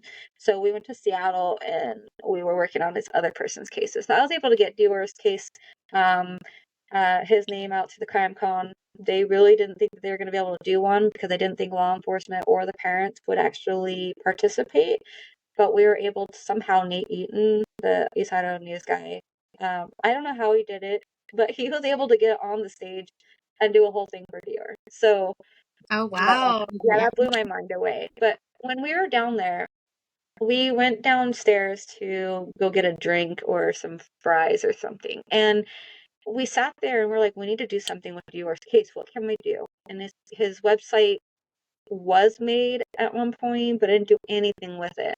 And I said, well, I have a website that we could do something with, what if we put all the stuff in one place? And he's like, yes, that's what we need. We need it all in one place. And so we're just kind of chit-chatting about this stuff. And as soon as I got home, it was the first thing I did. It was like, nope, this is what I'm going to do. I'm going to sit here. And it took, I can't even tell you how long it took. It took a long time. And to keep adding to it, it's better to keep adding to it than the initial freaking creation. It was a lot. I've never made a website before. I think maybe I made one website before this one.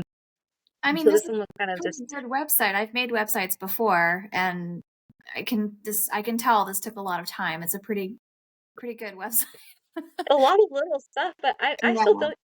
don't think other people's is better, you know, but it doesn't really matter, I guess, of how it looks, as long as it's all in, you know, some sort of order and Yeah, it has to be absolutely. facts. For me to work on a case, you know, it has to be factual. Sure, we all have our theories, but theories aren't going to get him solved, and theories aren't going to help new people help solve, right? So it's important that anything that goes on this website is all factual. That way it helps educate other people on what the case is, you know. If they're not talking to me about it or talking to law enforcement or client or someone else who knows about the case, they have to put it all together in their own mind. And so the more organized, the better. Wow.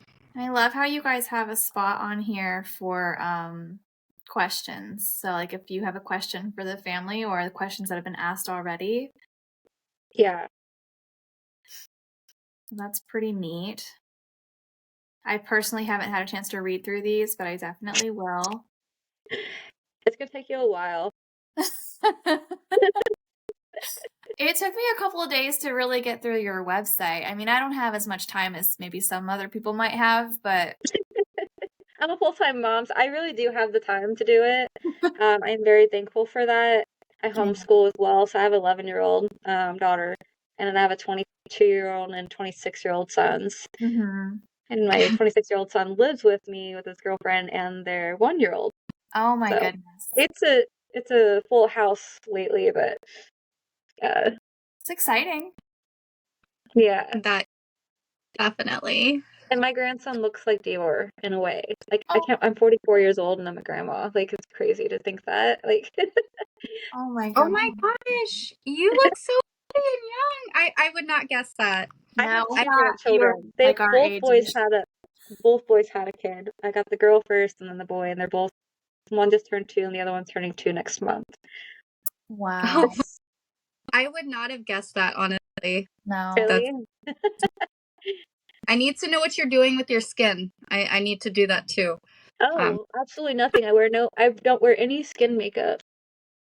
Except for, you know, my eyeshadow. Yeah, like my face, I can't wear foundation at all because since I was 24, it like looks all crackly and stuff because I have dry skin, and I'm like, yeah, nope. And then I thought to myself, like, what happens if I keep wearing this stuff and then I take it off one day? Is my husband gonna recognize me? Like,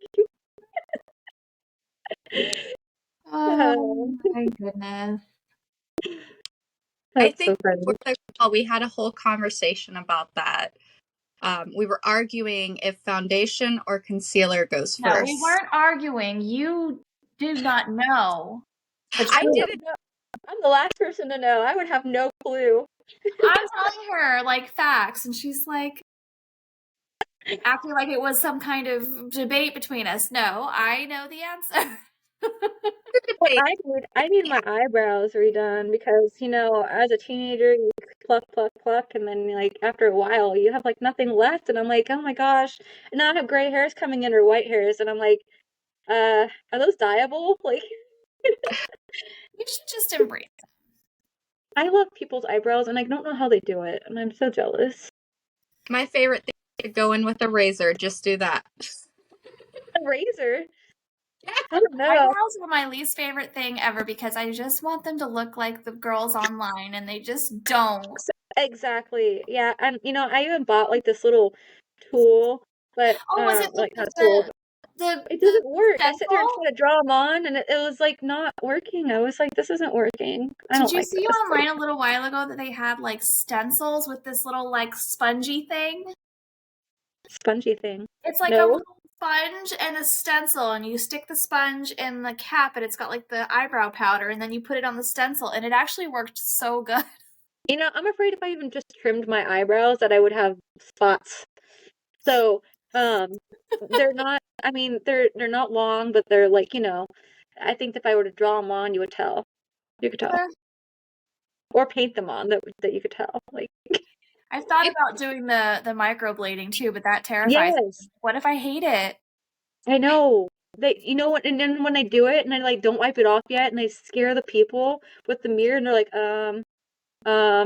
and you're like, oh my god, did they really do that? And then they wipe it off and it's beautiful. But what if is it beautiful? It looks like Or like, what if it's just too much for me specifically, and then I have to wait for like a month for it to calm down?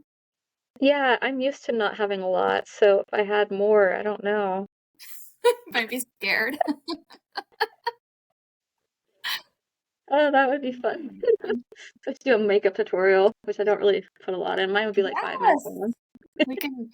They do those makeups and crime. I mean, I can Yeah, why teach you not? guys a thing or two. I don't wear a lot of makeup, but I did know concealer goes first. I thought it went on after. We need like coffee podcasts, you know, like we're just sitting here drinking our coffee and like we just sit there and talk Fine, but I about was cases. trying to do that thing where I don't drink on the camera. But I have Sunny D. Sunny D.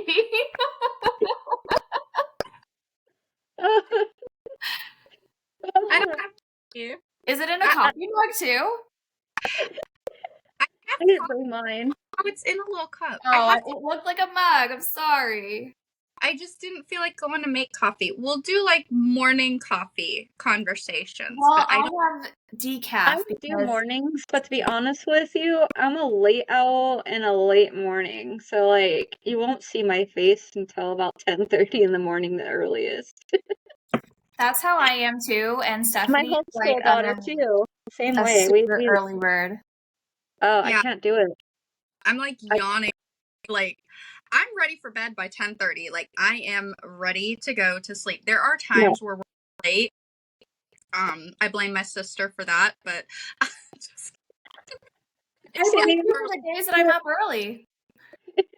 Yeah, me and my daughter, and we're up all night long, and then I actually let my daughter sleep until when she wakes up. Like her school doesn't start till 11 at home, so like, and that's perfect because I set that time. Like we just kept sleeping in, and I was like, you know what? I like sleeping in. She likes sleeping in. We don't have anywhere to be. We get our school done in 3.5 hours, and yeah, let's I don't really care. It's great. It's just me and her, so. I'm considering homeschool for my daughter, so I'm glad you brought that up. That sounds like it wouldn't be too bad for her. So No, and I would have the perfect program for you, but it's not recognized by the state, but she would still be able to graduate and go to like Running Start and get a double A and her graduation, like her diploma. She'll get an AA and a diploma in Running Start. So I do mine off of Time for Learning at Time and then the number 4 learning.com. And I pay $20 a month. I think it just went up for some reason, like 40, but it's all right. It's a whole curriculum on there, every single thing. And you don't have books, you don't have any of that stuff. Like I put her on for K-12 just for a year, and I was like, I do not like this at all. It's always 5 weeks ahead of the actual school programs around here, like the actual school. I found that because I had it on the side. My daughter was 5 and she was halfway through first grade. She just loves this program's awesome. Yeah, that's it.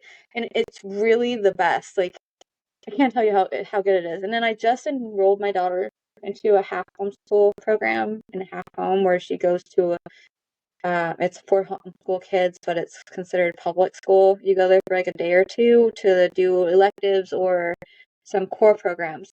Right now they're piloting Time for Learning, and we might actually be able to do all of it on there and get credit for it still. So that's in the works. Cool. I might hit you up with that in the near future then. That looked really cool, yeah. Anytime. Well, I mean, I don't like the public school systems anymore. She's dealing with some bullying. I really it's a thing I'm looking into more and more every day. So are you a full-time mom? I do have a full-time job, but I work from home. So perfect. Yeah, it's so I would be able to. It's not that far out of the realm. And I really don't have to help mine very much. Like it's so self-explanatory. There's a it's like teacher based in there, and it's like between like real people and cartoon figures. It tells you how to do something. It shows it how to do it for yourself, then you do it, and then eventually there's like a kind of like a activity quiz, and then there's a chapter quiz, and it goes for every subject. So they'll never walk out of out of a program not actually learning that. So I really like the repetitiveness of it. That's awesome. That's good.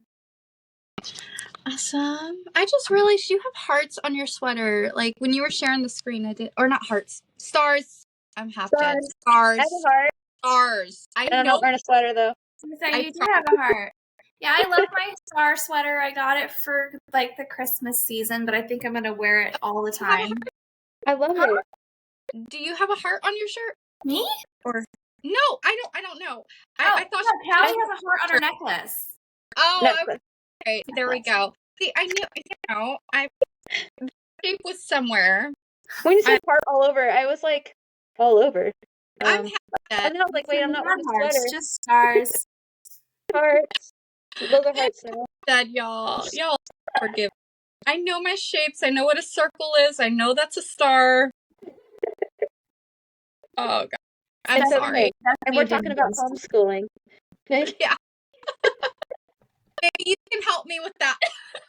Maybe you should sign up first, Stephanie. That's cool. So funny. You should go through the curriculum first. Well, I'm gonna at least stop the recording. We can keep chatting, but I'm gonna make sure that everybody goes to Kali's website, and we'll link all of the different websites, YouTube groups, whatever Justice for Deorr is out there. We'll go ahead and link that. And yeah, thank you so much. I appreciate this so much, you guys. It's been so fun, and I can't wait to work with you guys again. Absolutely. Absolutely. I can tell you that I'll get like so involved in other cases unless I'm already like know about it, but just because of the time that I put into Deorr's case, I don't know if I have that same kind of motivation for a lot of other cases unless I already know about them and kind of into them. Like Summer's case, I'm kind of into it. The Delphi case, I'm into it. Yeah, and Monkey Vaughn, I'm into his, and right. Yeah.